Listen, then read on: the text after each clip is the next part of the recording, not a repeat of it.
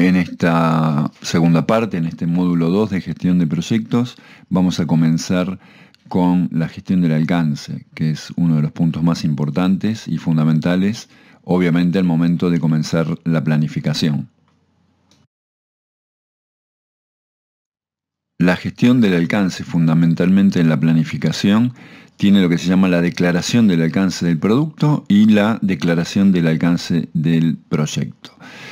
Como hemos dicho en la introducción, la declaración del alcance del producto tiene que ver con las especificaciones del producto, servicio o resultado final que se quiere llegar. Entonces, es una explicación bien detallada de en qué va a consistir el producto, servicio o resultado. Vamos a ver luego en una plantilla, que es una de las maneras de plantearlo, la manera simple, que uno de los aspectos también clave es dejar bien en claro qué es lo que el alcance no cubre. No solamente hay que decir en qué consiste, sino muchas veces es más importante también decir qué es lo que no se va a hacer. Esas son las que se llaman exclusiones. Muchas veces también se define, de alguna manera se explicita, de qué forma se va a llevar adelante el proyecto, cuál es la manera en la cual se va a alcanzar ese producto, servicio o resultado. Eso es lo que se denomina alcance del proyecto. En definitiva, ello es el trabajo que va a realizarse para llegar a ese producto final. Como les mencionaba hace un instante, la declaración del alcance se puede realizar de varias formas. Una, la más simple y en general para proyectos pequeños, es utilizar una plantilla donde se definen algunas cuestiones como la descripción del alcance, los criterios de aceptación, cuáles van a ser los entregables. Eso se va a ver en detalle a continuación en lo que se llama estructura de desglose de trabajo. Y como les comentaba, ¿qué es lo que no incluye? O sea, las exclusiones. O muchas veces hasta qué punto se llega, que esas serían las restricciones. Todo eso se va a llevar adelante y va a ser exitoso en la medida que se den ciertas condiciones que se suponen que deberían existir en el proyecto. Eso es lo que se conoce como supuestos. Cuando se comienza la planificación de un proyecto, en lo primero que se trabaja es en la planificación del alcance. Hay 3 puntos fundamentales en esto. Uno es la declaración del alcance, como vimos recién, del producto y del proyecto.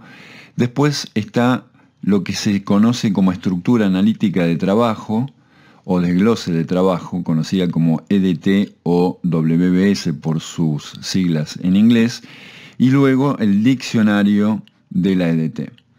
Es muy importante esta estructura de desglose de trabajo porque a partir de allí se van a comenzar a desagregar las actividades y estas a su vez, lo que se va a hacer con estas actividades es estimar qué recursos se van a precisar, cuánto tiempo vamos a necesitar para llevar adelante esa actividad y cuál va a ser el costo de cada actividad.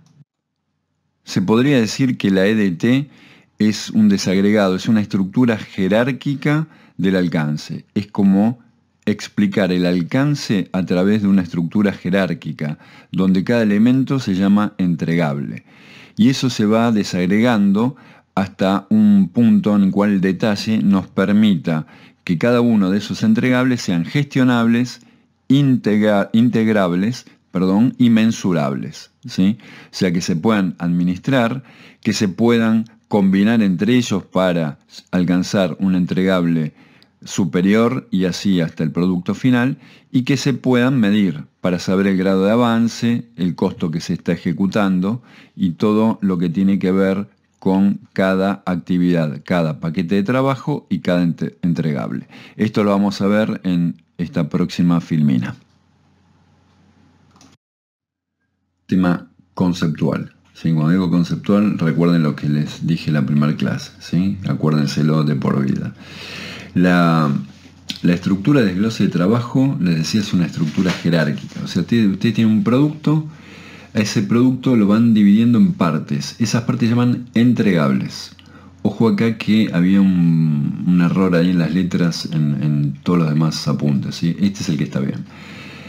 Entonces, a su vez, un entregable puede estar compuesto por otros entregables, que a su vez, ¿sí?, cada entregable puede estar compuesto por otros entregables. Por una cuestión de orden, el último de cada rama, digamos, al último entregable de cada rama, como observan allí, se lo llama paquete de trabajo. Es para diferenciarlos. El paquete de trabajo es un entregable, pero tiene la particularidad que es el último, no hay más nada abajo. Ahí se leyó borrado el primero a la izquierda, a nivel 3, dice entregable y abajo no salió nada. Ahí debería haber un par de paquetes de trabajo, ¿no? O ese debería ser un paquete de trabajo porque es el último. Bien. ¿Por qué es importante el concepto de este paquete de trabajo? Porque ese paquete de trabajo es el que ustedes van a pensar en forma individual todas las actividades que van a tener que desarrollar para componer ese paquete de trabajo. Ahora vamos a ver un ejemplo. Este ejemplo es un poquito técnico, no mucho. Imagínense que su proyecto es diseñar y construir una PC, una desktop. ¿Okay?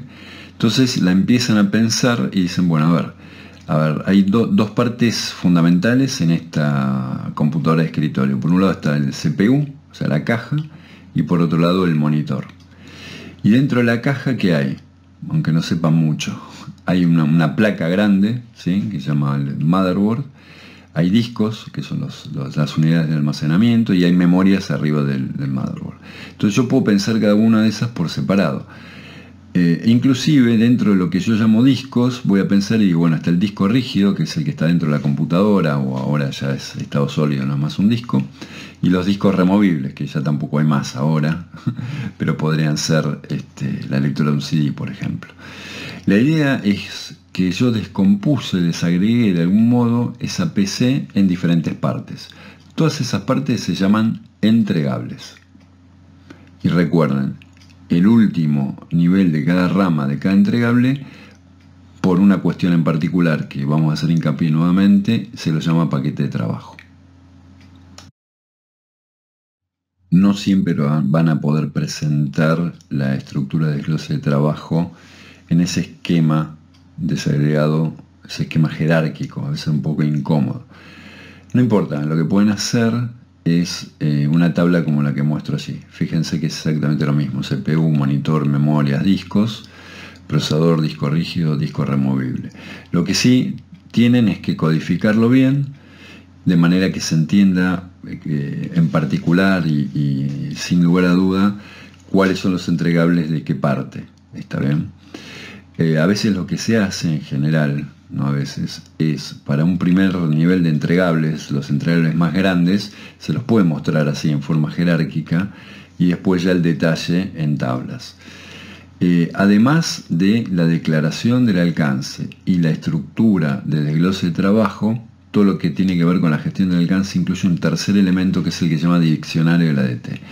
El diccionario de la EDT es una explicación, una descripción de cada paquete de trabajo.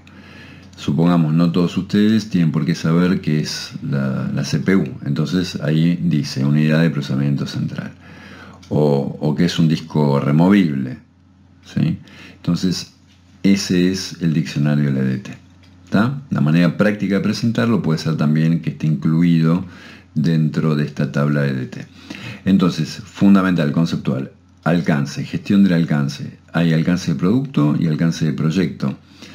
Dentro del alcance del producto hay tres cosas siempre, tres que no deben olvidar: la declaración del alcance, la estructura de desglose de trabajo o EDT y el diccionario de la EDT.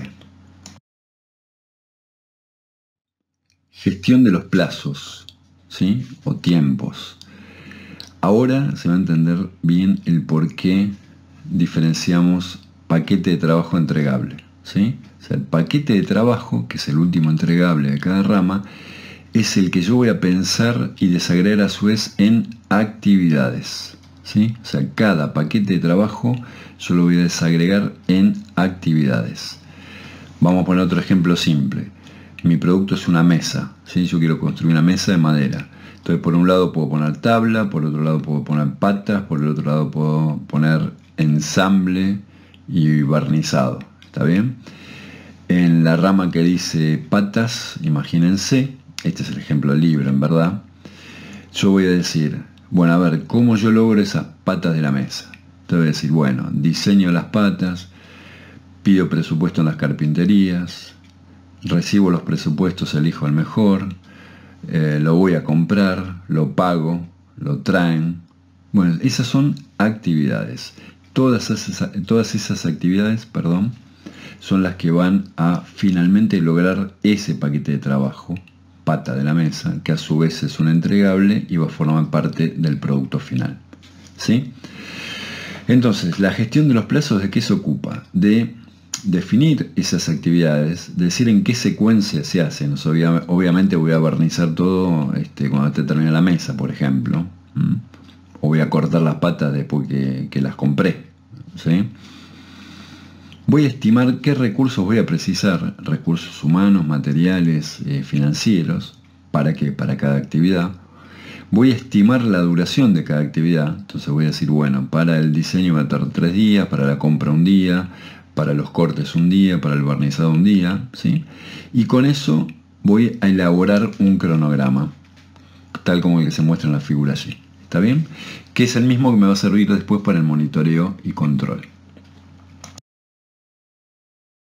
Si ahora ubicamos los distintos procesos que conforman la gestión de los plazos, los ubicamos, digo, en los grupos de procesos, vamos a ver que en el grupo de proceso planificación, para el área de conocimiento, gestión de los plazos, tengo planificar la gestión de los plazos, definir las actividades, secuenciar las actividades, estimar la duración de las actividades y desarrollar el cronograma. ¿Se entiende? Y luego, ese mismo cronograma me va a servir para controlar, que está obviamente en el grupo monitoreo y control. Entonces, aquí se entiende tal vez un poquito mejor que cuando les presenté esto mismo en alcances. Voy a explicar brevemente ahora cada uno de esos 6 procesos. Planificar la gestión de los plazos. Muy importante. En general, les diría que casi siempre el primer proceso de cada área de conocimiento es planificar la gestión de. Por ejemplo, van a ver que en alcances el primero era planificar la gestión del alcance. En plazo va a ser planificar la gestión de los plazos. En costo va a ser planificar la gestión de los costos. En riesgo va a ser planificar la gestión de los riesgos. O sea, siempre el primer proceso de cada área de conocimiento es planificar la gestión de. ¿Ok? ¿Qué es eso? Es pensar y escribir cómo se va a gestionar, en este caso, los plazos del proyecto. Segundo proceso del área de conocimiento, gestión de los plazos, definir las actividades. Como les había mencionado ya, toman cada paquete de trabajo y desagregan ese paquete de trabajo en todas las actividades que ustedes deben realizar para lograrlo. ¿A qué nivel de detalle? Bueno, a nivel de detalle que les sea útil para luego poder hacer esa estimación que yo les comentaba de plazos y costos, ¿sí? Por ahora estamos haciendo plazos solamente, ¿está bien? Cuando tengan todas las actividades pertenecientes a todos los paquetes de trabajo, van a poner todo en una única planilla, tal como se ve ahí. Luego de definir cuáles son las actividades, esa lista que vimos antes, lo que tienen que pensar es cuál se hace primero, cuál se hace después, si se pueden desarrollar algunas en forma paralela, con lo cual se van a ganar tiempo. Todos esos procesos, ¿sí? Ordenados en manera de que puedan ser realizados, se llama secuenciar las actividades y se hace con diagrama de nodos, tal como se muestra en la ilustración. Luego viene el cuarto proceso del área de conocimiento de gestión de los plazos, que es estimar duración de las actividades. Fíjense, ahora que digo estimar, un detalle. Por convención, los elementos, vuelvan a algunas slides atrás, los entregables y paquetes de trabajo siempre defínanlo como sustantivos. Vamos a tomar el ejemplo de la mesa, que era simple. Habíamos dicho tapa o tabla, patas, ensamble, o sea, siempre en forma de sustantivos, sean entregables o sea el último entregable llamado paquete de trabajo. Cuando desagregan el paquete de trabajo en actividades, pongan siempre verbos. Por ejemplo, diseñar, planificar, comprar, cortar, barnizar. ¿Ok? Lo menciono ahora porque no lo había mencionado antes y es muy interesante y útil a la hora de planificar un proyecto. Bien, vamos a tomar cada una de las actividades que estaban en la lista anterior y vamos a estimar cuánto dura cada actividad. ¿Sí? Si yo digo, tengo que estudiar la parte 2 de 3 de la unidad 3 de dirección general, ¿cuánto yo puedo tardar? ¿Sí? Es una estimación de la duración de una actividad.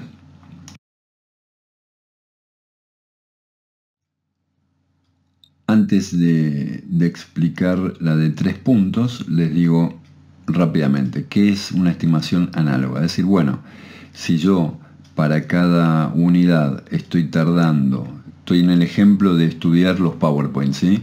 Si para cada unidad estoy tardando 2 horas y esta unidad tiene 4 partes, entonces supongo que voy a tardar media hora. Eso sería por analogías. ¿Qué sería paramétrica? Que es la segunda.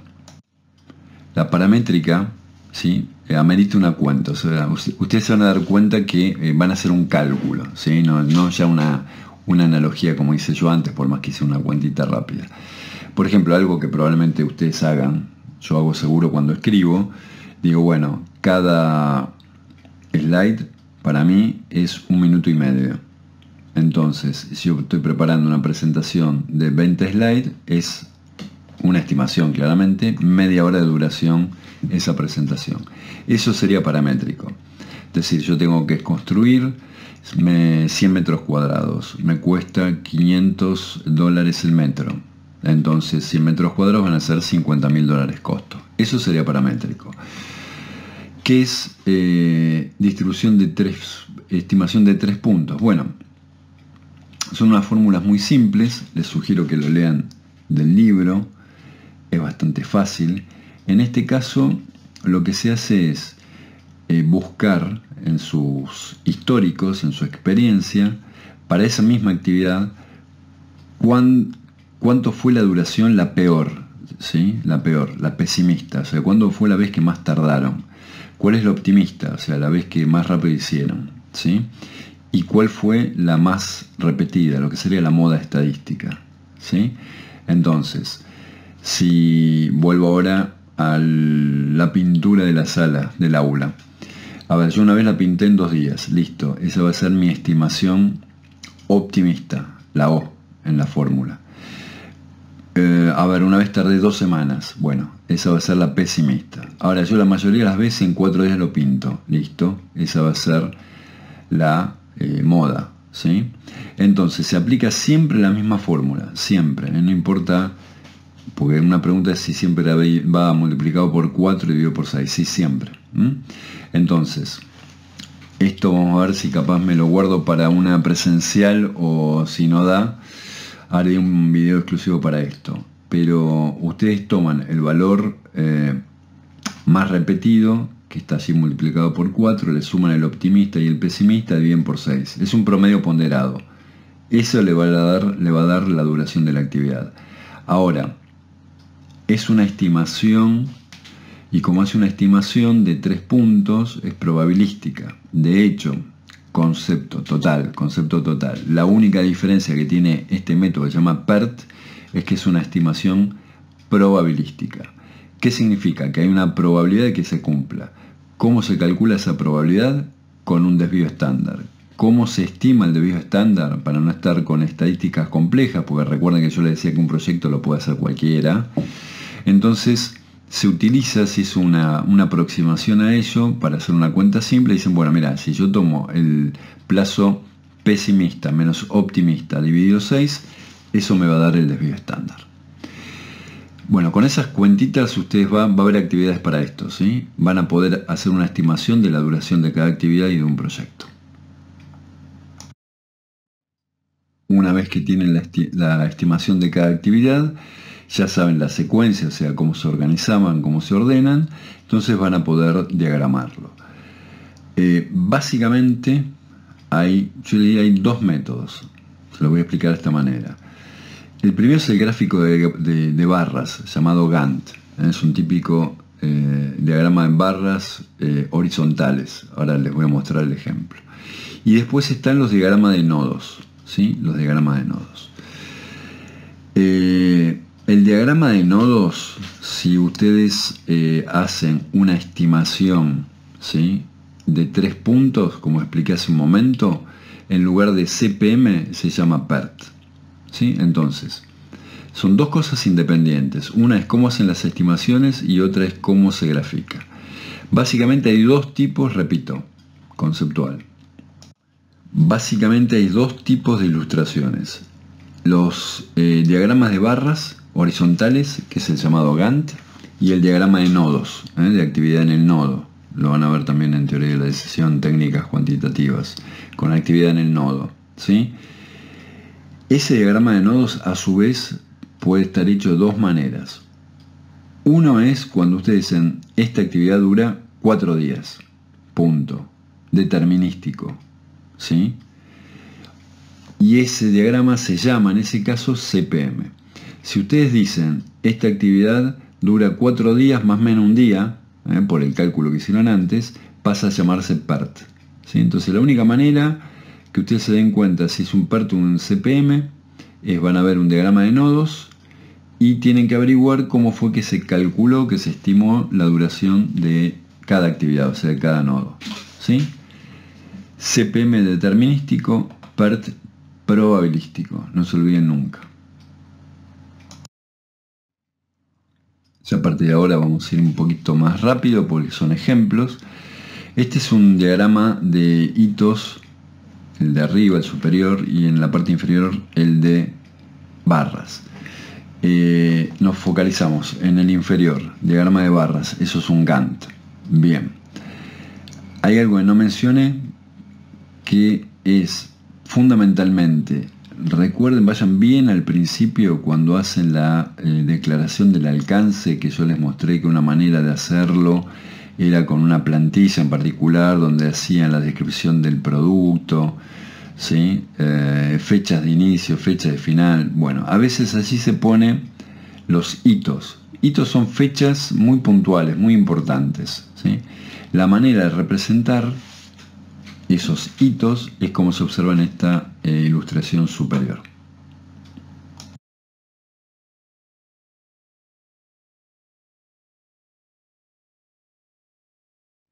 Acá lo que se puede observar es un diagrama de barras o diagrama de Gantt, donde claramente se ven las secuencias, ¿sí? Estos son los típicos diagramas de nodos que se representan con esos rectángulos o esos círculos. Hay diferentes maneras de hacerlo, y eso lo que va a llevar es a dibujar tanto un CPM o un PERT. Recuerden que la única manera de saber si es PERT o CPM es saber cómo es que se calcularon las actividades, si de manera determinística o probabilística. No voy a explicar en detalle este CPM o PERT, este diagrama de nodos, porque lo van a ver en la materia de técnicas cuantitativas o teoría de la decisión, ¿sí? Así que nos vamos a focalizar en hacer estimación de actividades y diagramas de barras. Esto es conceptual también y es una pregunta típica que les hago, ¿qué es el camino crítico y qué es la cadena crítica? Bueno, más allá de cómo se hayan calculado, estimado las actividades, si fue determinístico o probabilístico, que eso lo único que va a definir que sea un CPM o un PERT, la realidad es la siguiente. Ustedes van a ver, cuando trabajen con esto en técnicas, que van a ver ciertas actividades, ¿sí?, que van a demorar del total de proyectos. Hay ciertas actividades que si en lugar de tardar, de durar lo que corresponde, se atrasan, eso va a atrasar el proyecto. Y otras que no. Si por ejemplo se ve allí que en el diagrama superior La actividad A, si se atrasa, va a atrasar todo el proyecto. La actividad C también, porque dura 10 días, mientras que la B dura 5 días. Entonces, si la actividad B, en lugar de durar 5 días, durase 6, no va a afectar todo el proyecto. ¿Está bien? Lo mismo con la D. La D que está ahí al final, si se atrasa, va a atrasar todo el proyecto. Entonces, las actividades que no se puedan demorar, porque si se demorasen, producirían un atraso en el proyecto, se llaman actividades críticas. La sucesión de las actividades críticas se llama camino crítico, ¿sí? A veces se insertan actividades ficticias, fantasmas, ¿sí? Que es justamente para tomarse algún margen. Entonces, abajo, a la izquierda, vemos que en ese diagrama de nodos, allí al final hay algo que se llama Project Buffer, o sea, un buffer del proyecto. Un poquito más a la izquierda van a ver que tienen feeding buffers, ¿sí? Un buffer es una actividad ficticia de X tiempo, que es algo que vamos a ver en análisis de riesgos, ¿sí? Básicamente es algo que ustedes agregan para decir, bueno, si algo sucede, si tal cosa sucediera, me atrasaría tanto tiempo, ¿sí? No es una actividad en sí misma. Eso se llama buffer. Cuando el diagrama de nodos tiene buffers, en lugar de camino crítico, lo que va a quedar definido es lo que llaman cadena crítica. Como les había comentado ya, todo este tema de diagramas de gestión de los plazos creo que va a meritar una clase online probablemente, o si no, esperaremos para explicarlo en clase. Yo creo que vamos a hacer el próximo lunes, vamos a explicar en detalle esto. Hay otra manera de hacer estimación que se llaman simulaciones, ¿sí? ¿Qué es una simulación? Bueno, en lugar de yo hacer estimaciones, hago ensayos, hago pruebas y veo una distribución probabilística de esas pruebas que hago, ¿sí? La única manera de generar números aleatorios en su momento era con una ruleta.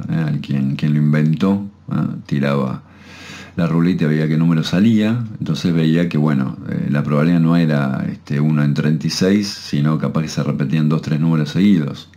Bueno, de allí el tema de Monte Carlo, por el casino Monte Carlo, ¿sí? Por eso se conocen como simulación Monte Carlo. Bueno, esperemos esto a explicarlo en vivo, que va a ser más fácil. Aquí tienen un ejemplo para desarrollar un diagrama de PERT.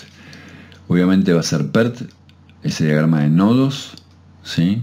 Es lo único que vamos a hacer de diagrama de nodos, insisto, porque lo van a ver en profundidad en teoría de la decisión, pero quiero por lo menos que hagamos un ejemplo. Entonces tienen esa cantidad de tareas de la A a la H. La secuencia está dada por las predecesoras. Eso indica que, a ver, desde que comienza el proyecto, la tarea A no tiene tarea, o mejor dicho, actividades. Actualmente se lo llama más actividades que tareas. Antes de la A no hay nada, antes que la B y C tampoco. Ahora, para yo comenzar la D, necesito que la A esté finalizada. Quiere decir que el nodo D va a ir luego del nodo A. Lo primero que hacen es eso, es construir el diagrama de nodos. Punto 1. Paso 2. Ustedes observan que tiene una estimación de 3 puntos para cada actividad. Por ejemplo, la actividad A, optimista 2 días, más probable 5 días, pesimista 8 días. En base a esos 3 valores deben aplicar las fórmulas que les comenté antes y así van a tener una media, ¿sí? O sea, el promedio y un desvío estándar de cada actividad. Bueno, los desafío a que hagan esto para el lunes y si no se los explico. En este resumen de las diapositivas, fíjense que en el original hay más diapositivas en el medio, que básicamente es para que las lean. Yo no les voy a estar leyendo la pantalla, así que les estoy explicando las más importantes, el resto lo pueden leer ustedes. Pasamos entonces directamente al próximo área de conocimientos, que es la gestión de los costos, ¿sí? ¿Qué es lo que van a hacer allí? Como les decía hace un rato ya, primero la planificación, ¿sí?, de la gestión de los costos. Para eso van a hacer una planificación de recursos, una estimación de costos, una presupuestación, y todo eso lo vamos a usar para el control, para el control de costos. el resultado, digamos, de toda esta planificación de los costos es básicamente un presupuesto. Aquí se observa nuevamente, ya en manera más gráfica. Es más, arriba, parte superior izquierda, tienen las 10 áreas de conocimiento, cada una con el número que lo representa: integración, alcance, plazos, costos, calidad de recursos, comunicaciones, riesgos, adquisiciones e interesados. Lo que estamos viendo ahora es el área de conocimiento costos, por eso está pintado en amarillo. Y la parte que está a la derecha, ampliada en el cuadro a la derecha a su vez, ya es el detalle de los procesos pertenecientes al área de conocimiento de costos. No hay actividad en inicio, hay 3 procesos de planificación, que es planificar la gestión de los costos, como les decía hace un momento, estimar los costos, que se hace exactamente con las mismas herramientas que para estimación de plazos, y todo se hace para cada actividad, que compone a su vez un paquete de trabajo, que compone a su vez un entregable, que componen a su vez el producto, y eso determina el presupuesto. Ese presupuesto es el que se utiliza para el control de costos, donde en el grupo de procesos de monitoreo y control. Para ir finalizando con esta segunda parte de las 4 que componen la unidad 3, agregamos que en algunos proyectos, especialmente aquellos que son proyectos pequeños, ¿sí?, la planificación de los recursos, la estimación de los costos, el presupuesto, todo eso están muy vinculados, y en general lo hace una única persona, ¿sí? Una única persona es la que se ocupa de planificar todo lo referente a plazos, costos y estimación de recursos. Bien, pasaremos luego a la tercera parte de esta unidad 3.